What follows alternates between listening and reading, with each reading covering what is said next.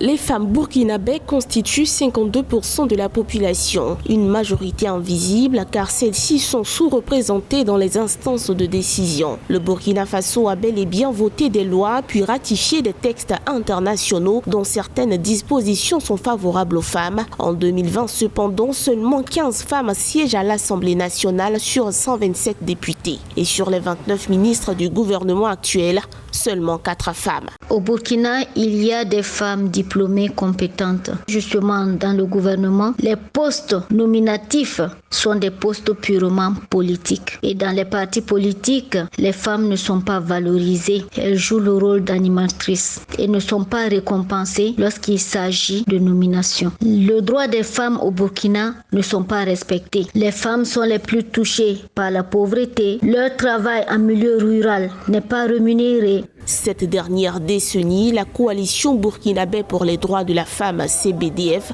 a lancé plusieurs offensives afin d'encourager les femmes à investir le domaine public, convaincues que leur présence accrue dans les hautes arcanes du pouvoir favorisera un changement à plusieurs niveaux. La CBDF a mené des plaidoyers auprès de 85 formations politiques pour un meilleur positionnement des femmes.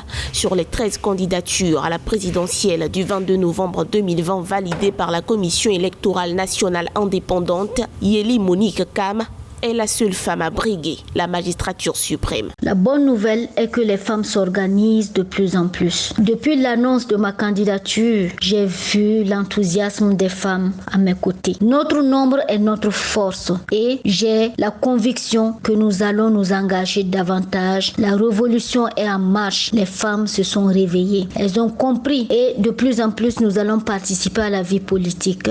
Sur le plan éducatif, des efforts ont aussi été réalisés par le gouvernement avec l'appui des partenaires civils et internationaux, mais ils sont jugés minimes. Des défenseurs des droits humains estiment que 1% des femmes font des études supérieures contre 3% chez les hommes. La jeune fille burkinabé doit encore faire face aux obstacles que sont les mariages forcés, les travaux ménagers, les mutilations génitales ou encore les viols impunis.